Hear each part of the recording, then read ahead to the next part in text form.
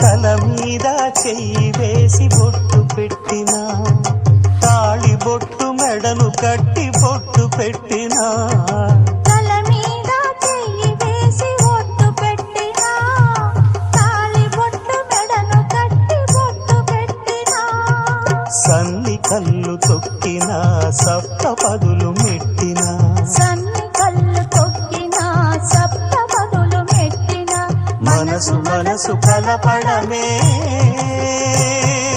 మంత్రం పరమార్థం.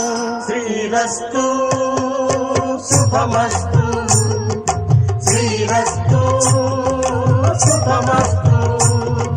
శ్రీకారం చుట్టుకుంది పెళ్లి పుస్తకం, ఇక ఆకారం దాచుతుంది కొత్త జీవితం.